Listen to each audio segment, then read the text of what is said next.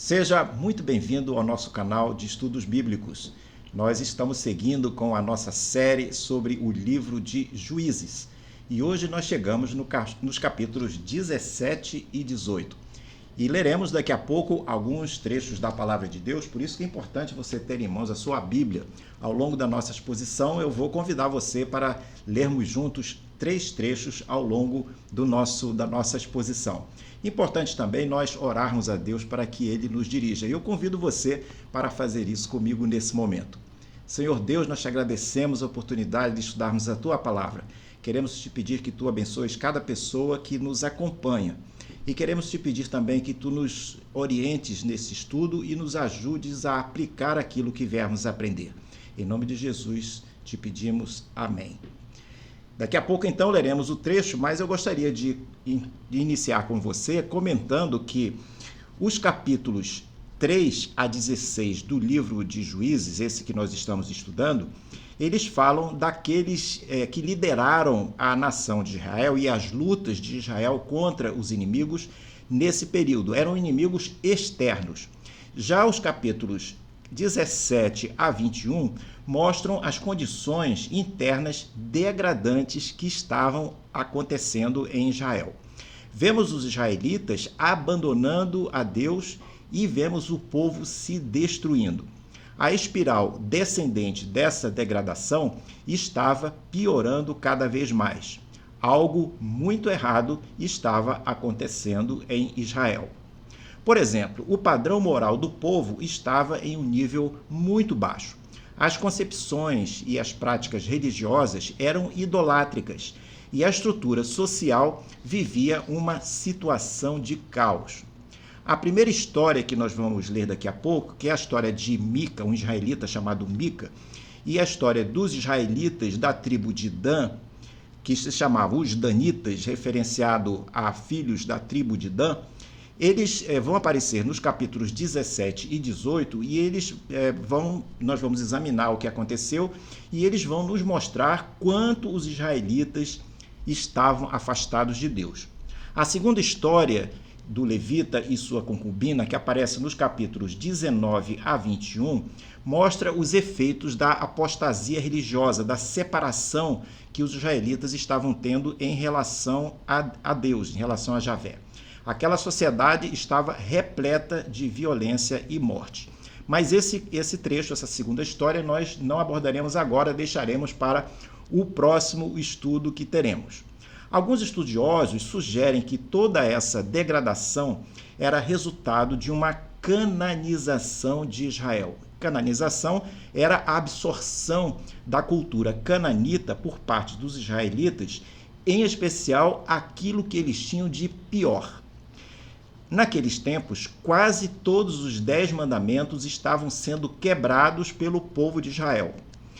Por exemplo, outros deuses e ídolos estavam sendo adorados. Isso aparece lá no livro de Juízes, no capítulo 17, versos 3 a 5.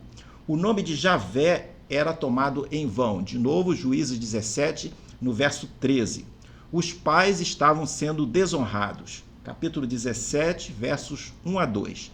Vítimas inocentes eram mortas. Aparece no capítulo 18 de Juízes, verso 27, no capítulo 19, 26 a 29 e no capítulo 21, verso 10. Capítulos acima do 18, veremos no próximo estudo. Adultério e estupro estavam sendo cometidos. Capítulo 19, 22 a 25.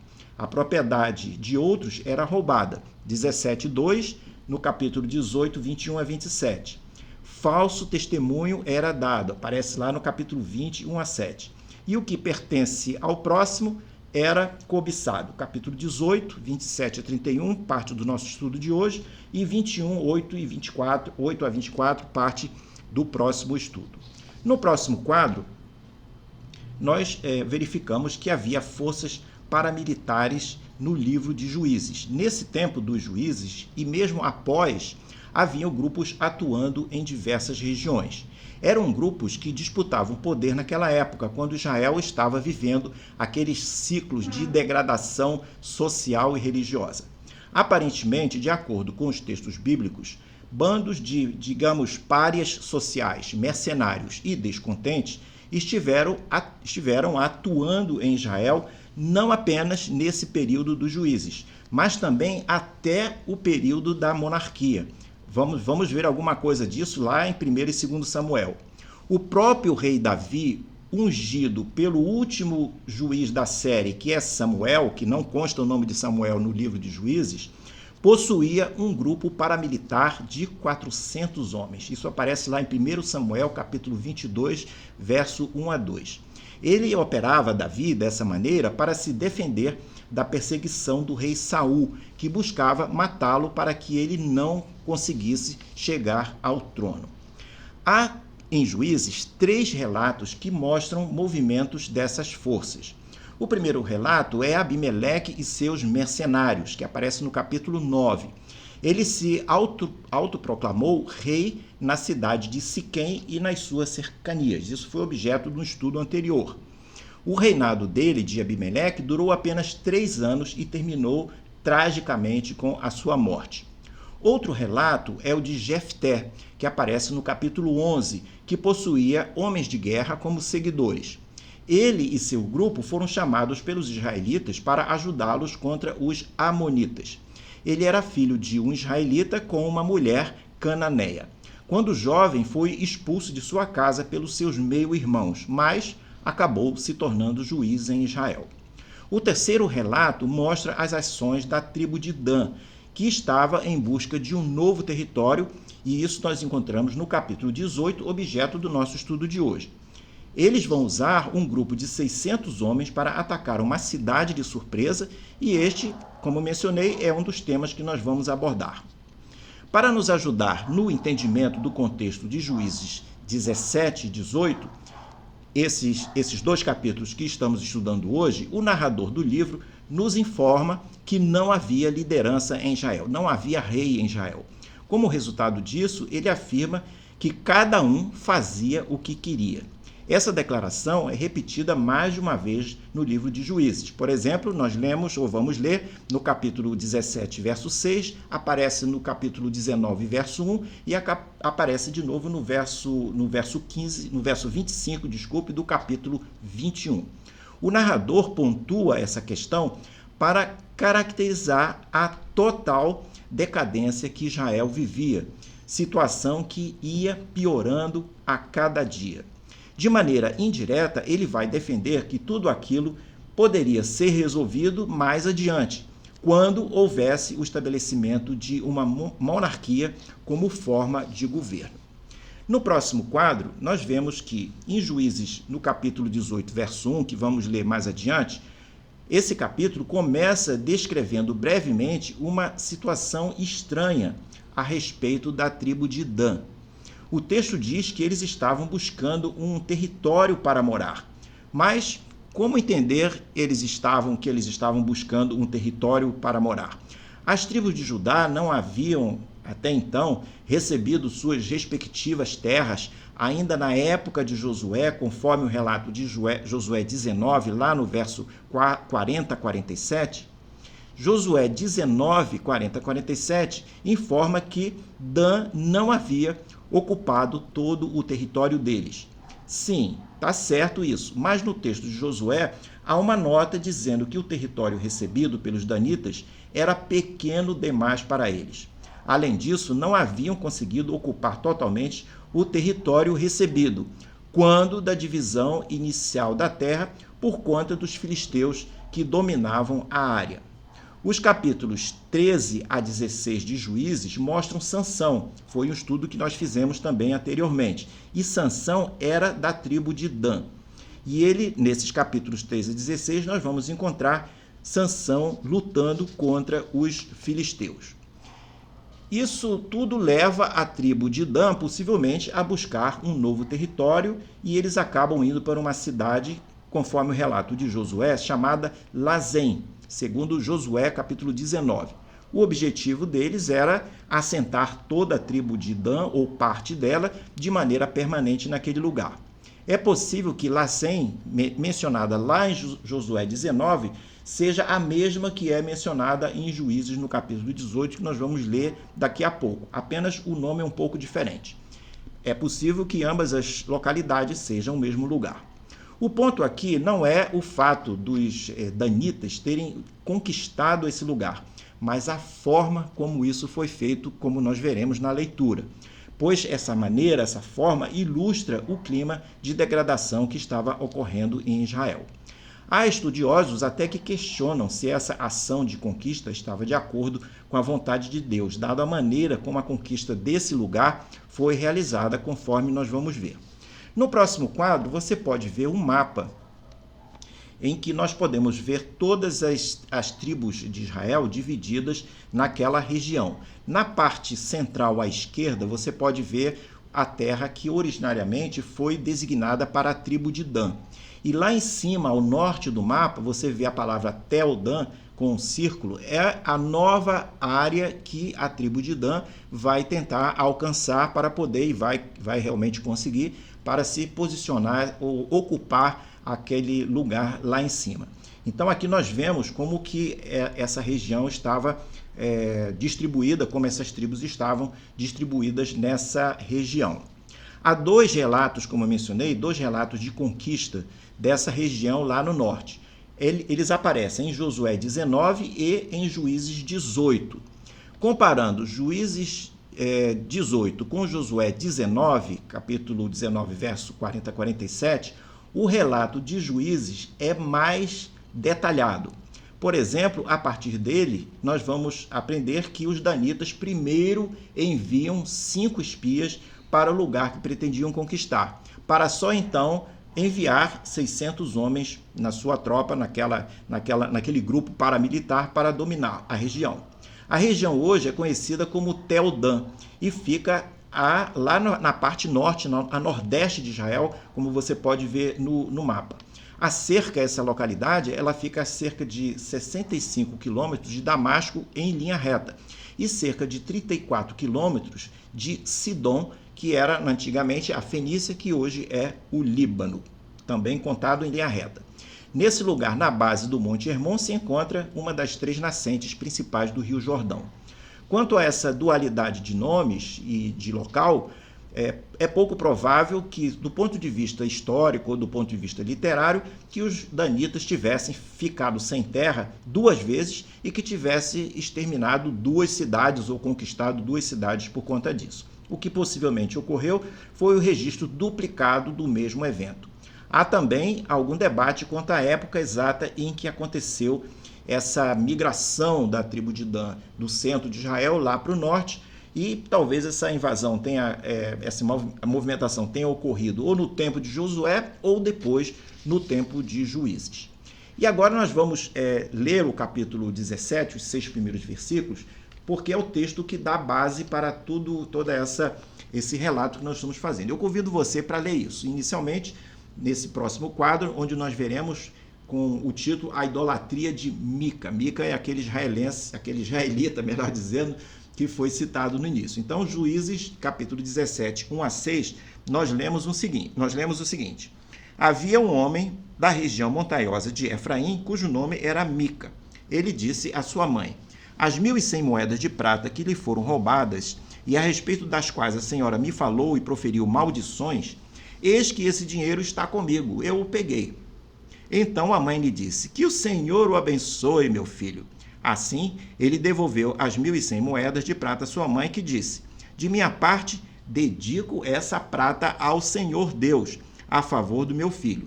Será usada para fazer uma imagem de escultura e de uma fundição.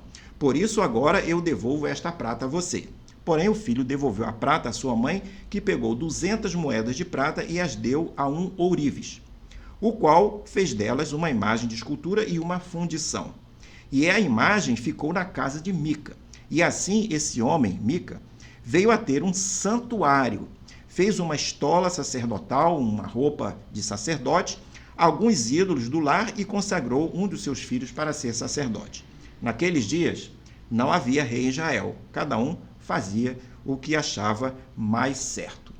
É quase certo que Deus incluiu essa história do israelita Mica e dos danitas no livro de Juízes, porque a história relata o estabelecimento do culto público a imagens em Israel.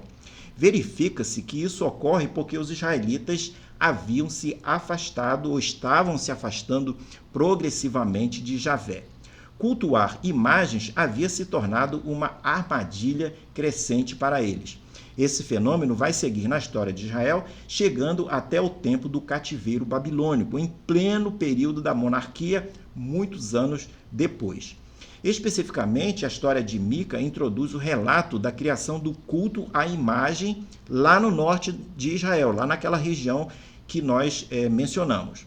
A adoração de Mica era algo totalmente ilegal pela lei mosaica. No início da história, nós lemos que a mãe de Mica descobre que suas economias, compostas por 1.100 moedas, algumas traduções se referem a 1.100 peças de pratas, haviam sido roubadas. Naquela época, isso era muito dinheiro, e usava-se peças de prata no lugar de moedas, porque ainda não se cunhava moedas, pelo menos naquela região. Quando Mica ouve as maldições da mãe contra o ladrão, ele confessa ter sido o autor do furto, de modo a amenizar o impacto da maldição da própria mãe sobre ele. Em vez de amaldiçoá-lo, porém, ela, a mãe, o abençoa e afirma que iria dedicar toda a prata ao Senhor. No entanto, ela entrega 200 peças de prata para um ourives fazer uma imagem, ou mais de uma imagem. Ela agora estava roubando a Deus, assim como seu filho a roubara. Mica certamente aprendera a ser desonesto em sua própria casa. Sua mãe possivelmente pretendia que essa e outras imagens representassem Javé ou um dos deuses pagãos. Mica e sua mãe estavam desobedecendo a lei de Deus quanto a fazer ou não fazer imagens. Mãe e filho se distinguem nitidamente de Sansão e sua mãe, que nós estudamos anteriormente, pelo seu materialismo e pela sua idolatria. Aqui não há a presença e nem o chamado do Espírito de Deus em suas vidas. A ordem de Deus dada aos israelitas era que destruíssem todos os lugares e objetos de adoração que encontrassem em casa, e que adorassem a Javé apenas nos lugares ou no lugar designado por ele, conforme nós lemos lá em Deuteronômio capítulo 12, versos 1 a 14. Mas Mica resolve construir um local de adoração na sua própria casa ou perto dela. Mas a pergunta que fica é por que ele faz isso? Porque ele morava perto de Siló. Siló é o lugar onde o tabernáculo estava permanentemente montado. No santuário montado em sua casa, Mica também tinha ídolos domésticos, que possivelmente tinham ligação com a veneração e a adivinhação dos antepassados. O escritor do livro ressalta no verso 6 que nós lemos que não havia rei em Israel naquela época e todos faziam o que bem entendiam. Essa era a razão pela qual Mica seguia impune. No próximo quadro, nós lemos sobre o levita que Mica encontra e convida para morar em sua casa. Está relatado isso no capítulo 17 de Juízes, no verso 7 a 13. Eu convido você para ler comigo agora. Havia um jovem de Belém de Judá, da tribo de Judá, que era levita e estrangeiro naquele lugar. Esse homem partiu da cidade de Belém de Judá em busca de outro lugar para morar. E assim, seguindo o seu caminho, chegou à região montanhosa de Efraim, até a casa de Mica.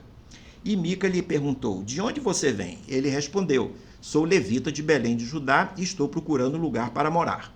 Então Mica disse: fique comigo, como meu conselheiro e sacerdote. Eu lhe darei 10 moedas de prata por ano, e roupa e o sustento. O levita entrou e consentiu em ficar com aquele homem. E o jovem era para ele como um de seus filhos. Mica consagrou o jovem levita, que passou a ser o seu sacerdote. E o jovem ficou na casa de Mica. Então Mica disse: agora sei que o Senhor me fará bem, porque tenho um levita como sacerdote. O interessante é que o jovem levita veio morar com Mica mas ele não é chamado de sacerdote pelo autor do livro de Juízes. Naqueles dias, os levitas estavam espalhados em todo Israel. Eles moravam em cidades específicas, dentro dos territórios das demais tribos. Esse jovem vivia em Belém de Judá, que não era uma cidade levítica. O seu desrespeito à vontade de Deus é evidente na sua escolha de viver em um lugar diferente daquele que Deus havia especificado para os levitas viverem. Ele parece ser um ministro de confissão religiosa que adotara como critério de escolha pessoal aceitar o convite ao ministério que lhes trouxesse mais benefícios. Como o levita escolhera fazer o que queria, ele decide se mudar e, durante suas viagens, conhece Mica. Ele se hospeda na casa, então, desse israelita e aceita fazer um acordo. Mica o convida para ser sacerdote da família, visando melhorar o seu esquema particular de culto, o seu santuário. Ele promete pagar ao levita por seus serviços, oferecendo-lhe um salário de 10 peças de prata, ou 10 moedas, como nós lemos na tradução, e oferece ainda roupa e moradia. O levita concorda com o que Mica propôs. Vemos nesse relato que a atitude dos três, Mica, o rapaz, o levita e a mãe, reflete o afastamento deles das coisas de Deus. E isso ocorria pelo menos por 3 motivos. Eles praticavam um sincretismo religioso, uma mistura, pois eram israelitas religiosos, mas faziam imagens de deuses pagãos e as adoravam. Praticavam um certo relativismo moral, pois o levita estava sendo comprado para ser um sacerdote particular da família. Eram materialistas, dado que as coisas religiosas eram resolvidas com dinheiro. Interessante destacar que, quando observamos com atenção nossa sociedade hoje, parece que encontramos essas mesmas coisas. No próximo quadro, nós vemos o ataque da tribo de Dan a uma cidade, aquela cidade lá no norte que eles vão tentar ocupar. E eu convido você para ler comigo o que nós encontramos em Juízes, no capítulo 18, e inicialmente os versículos 7 a 11 e depois os versículos 27 a 31. Vamos lá? Juízes 18, no verso 7, nós lemos o seguinte: Os 5 homens partiram e chegaram a Laís. Laís é o nome do lugar. Viram que o povo daquele lugar vivia em segurança, segundo o costume dos sidônios. Sidônios são os moradores de Sidom. Sidom é aquela cidade fenícia que ficava a 34 quilômetros daquela região ali. Viram que eles viviam segundo o costume dos sidônios, viviam em paz e sem desconfiar de nada. Nenhuma autoridade havia que por qualquer coisa os oprimisse. Moravam longe dos sidônios e não tinham contato com outros povos. Viviam isolados. Então, os 5 homens, que eram os espias, voltaram a seus irmãos em Zorá e Estaol, onde estava todo o povo de Dan, ou grande parte do povo de Dan, da tribo de Dan, e esses irmãos lhes perguntaram: E então, o que nos dizem? Eles responderam: Preparem-se e vamos atacá-los, porque examinamos a terra e eis que é muito boa. Vão ficar aí parados? Vão depressa e ocupem aquela terra. Quando chegarem lá, vão encontrar um povo que não desconfia de nada. A terra é ampla e Deus está entregando nas mãos de vocês. É um lugar em que não falta nada do que existe na terra. Então, partiram dali, do meio da tribo dos danitas, de Zorá e de Estaol, onde eles estavam localizados, 600 homens armados com suas armas de guerra. Lemos que então que esses 5 espias da tribo de Dan se hospedam na casa de Mica, aparece no versículo antes, e eles estavam em busca de quê? De informações. Eles queriam saber sobre a possível terra que a tribo de Dan procuraria ou estava procurando para ocupar. Além de se hospedarem na casa de Mica, roubaram os ídolos lá existentes. Não está nesse trecho que nós lemos, mas convido você para ler todo o capítulo, porque esses detalhes vão ficar muito visíveis. Eles roubam, eles pegam os ídolos existentes, bem como os seus acessórios, aquela vestimenta sacerdotal que o Mica havia construído, havia feito. De quebra, eles convencem o jovem levita a abandonar Mica e seguir com eles. Os 5 espias danitas continuam para o norte, vão até encontrar a cidade que eles estavam mirando para conquistar, cidade que ficava lá perto da fronteira de Canaã com a Fenícia. Era a cidade isolada de nome Laís. Lá em Josué, lembra que nós mencionamos, Josué 19:47, ela é chamada de Lesem. Eles acreditam que poderiam conquistar facilmente a cidade. Efetivamente poderiam, porque a cidade era isolada e desprotegida. O povo desse lugar vivia, possivelmente, ali ainda era Canaã, mas talvez nem fossem cananeus, e sim fenícios, pois Juízes 18:7, que nós lemos, diz que eles viviam isolados seguindo os costumes dos habitantes de Sidom. Então eles eram quase que um grupo remoto, mas conectado a Sidom.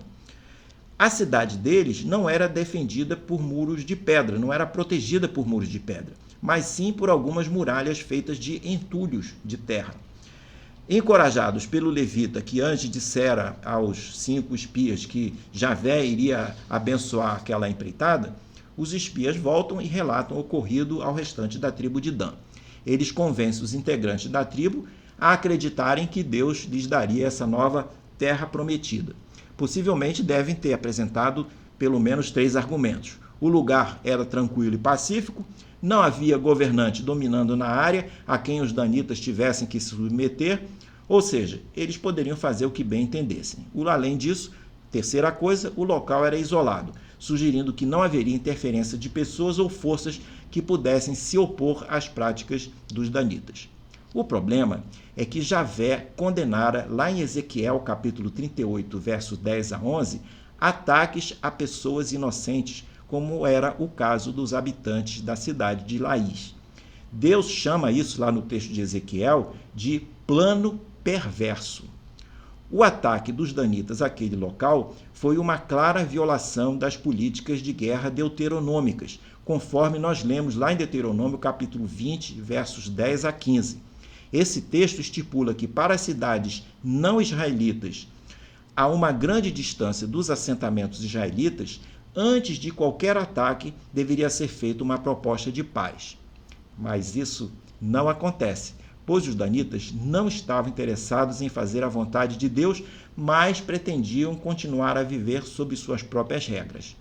Até então, eles não haviam sido capazes, ou não queriam, conquistar o território que Deus havia designado para eles, lá perto, no meio de Israel, onde hoje, inclusive, é a área de Gaza, perto lá da cidade de Jope. No processo público da divisão, eles haviam recebido essa terra, mas eles não a haviam conquistado por inteiro. Eles estavam, porém, dispostos a marchar muitos quilômetros, como efetivamente aconteceu, quilômetros para longe da sua terra original, por conta de tentar conquistar algo que lhes parecesse melhor, e não que Deus havia designado. O fato de Laís estar em Canaã não justificava a ação dos danitas, pois Deus já havia designado outro lugar para eles. Juízes 18, verso 27 a 28, diz que os homens de Dan marcham para Laís com os 600 homens armados, além do restante da tribo que os acompanha. Eles levam os objetos do culto de Mica que haviam furtado e levam o sacerdote levita. Esses 600 homens atacam o povo que vivia em paz, que não imaginava a tragédia que lhes viria. Os danitas simplesmente matam todos os moradores de Laís a fios de espada. O texto diz que não tinha ninguém para os proteger, pois moravam longe de Sidom, a cidade a quem estavam ligados. Os filhos de Dan queimam Laís, a reconstroem, mudam seu nome e passam a morar nela sem dar satisfação a ninguém. No próximo quadro, chegamos à nossa conclusão. Qual é o tema geral que permeia toda essa narrativa do capítulo 17 e 18? O tema tem a ver com o afastamento do povo de Deus dos caminhos do Senhor. Tem a ver com corrupção moral, tem a ver com corrupção espiritual desse povo e tem a ver com falsa religião. Podemos demonstrar isso com os 4 pontos a seguir, que com isso terminaremos esse nosso estudo. O primeiro ponto é uma pergunta. onde os danitas agiram contra a vontade de Deus. Juízes 18, 27, que nós podemos ler aqui, faz um resumo para responder essa pergunta. Ele diz o seguinte: os homens de Dan levaram as coisas que Mica havia feito e também o sacerdote dele, e foram a Laís, a um povo que vivia em paz e sem desconfiar de nada. Mataram os moradores a fio de espada e queimaram a cidade. O verso 28 diz: não houve ninguém que os livrasse, porque moravam longe de Sidom e não tinham contato com outros povos. Outra pergunta que nós temos é: qual a importância do papel do jovem levita nesse relato? Ao lermos com atenção Juízes 30, o verso 30 e 31 do capítulo 18, vemos que o narrador do livro nos revela o nome do jovem levita. Vamos lá? Ele diz o seguinte, verso 20, 29 e 30. Ou melhor, 28 e 29. 28 diz o seguinte: não houve ninguém que os livrasse, como nós lemos. 29. E lhe chamaram Dan, mudaram o nome da cidade, segundo o nome de Dan, que era o pai, deu nome àquela tribo, que era filho de Israel. Porém, no passado, o nome da cidade era Laís. Sabemos isso. Verso 30, aqui. Os filhos de Dan levantaram para si aquela imagem de escultura, e Jonatas, filho de Gerson e neto de Moisés, aquele rapaz, até então ninguém sabia o nome dele, mas aqui aparece, neto de Moisés. Ele e seus filhos foram sacerdotes da tribo dos danitas até os dias do cativeiro do povo. Assim, pois, a imagem de escultura feita por Mica ficou entre eles durante todo o tempo em que a casa de Deus esteve em Siló. O tabernáculo estava montado, mas eles fizeram outro santuário pagão lá naquela região em que eles estiveram. Então, o ponto aqui é o seguinte, que saber a identidade desse levita é bastante relevante, pois ele mostra que um descendente direto de Moisés, a pessoa mais respeitável por garantir o compromisso de Israel com Javé, desempenhou o papel de realizar cultos em um santuário pagão, contribuindo para que os filhos, a tribo de Dan, se afastasse de Deus, praticando idolatria de forma pública. O resultado disso é que a prática de adorar outros deuses, iniciada pelos danitas, atormentou Israel por mais de 600 anos. A história confirma que a tribo de Dan foi a primeira a estabelecer idolatria pública em Israel. Talvez essa tenha sido a razão pela qual o nome dessa tribo não aparece lá nos relatos de 1 Crônicas, quando é dada a lista das tribos e famílias de Israel. Dan também não aparece na lista das 12 tribos citadas no livro de Apocalipse, capítulo 7, versos 5 a 8. Ela é a única tribo que passa a ser totalmente ignorada. O nome até aparece em algumas passagens das Escrituras, mas aparece como nome geográfico e não como nome da tribo. Terceiro ponto da nossa conclusão. Os capítulos 17 e 18 ensinam aos cristãos de hoje 3 coisas que devem ser feitas. Primeira coisa, obedecer à palavra de Deus e não ignorá-la, como Mica fez. Segunda coisa, servir a Deus fielmente como ele ordena e não seguir pelos próprios caminhos como o levita fez. E terceira coisa que nós aprendemos como cristãos, esperar por Deus para enfrentar o inimigo espiritual e não se precipitar seguindo sozinho como os danitas fizeram. Quarta e último ensino ou conclusão desse nosso estudo. Líder não é aquele que manda, mas aquele que inspira. Uma das causas dos momentos mais escuros da história de Israel, relatado no livro de Juízes, foi a falta de liderança. Sabe-se da experiência humana que a falta de liderança pode gerar desordem, desmotivação e conflitos. É o que nós vemos acontecendo no livro de Juízes. Sem um líder, as pessoas tendem a ficar sem saber o que fazer, como fazer e por que fazer. Também podem perder o senso de responsabilidade, de comprometimento e de cooperação. Em uma coletividade, a liderança é importante para organizar, motivar e inspirar as pessoas. especialmente em um ambiente onde se pretende realizar algo em conjunto. Um bom líder é capaz de conduzir seus liderados para alcançar os objetivos, seja no caso de uma organização, no caso de uma coletividade ou mesmo no caso de uma nação. Melhor ainda se esse líder tiver a presença do Espírito Santo de Deus com ele, a ponto de poder se comunicar com o Senhor e obter dele sabedoria em sua vida pessoal, para então poder agir com justiça, competência e ter como inspirar os que estiverem ao seu alcance. Ficamos hoje por aqui, espero que você tenha apreciado esse estudo. Recomendo que você leia todo o capítulo 17 e o 18, porque nós lemos alguns trechos apenas para você ter a visão de conjunto do que exatamente a palavra de Deus nos revela. No próximo quadro, você tem a oportunidade de ver toda essa série de estudos que nós estamos realizando sobre os livros de Josué, Juízes e Ruth. Deixo com você um grande abraço e espero vê-lo em uma próxima oportunidade.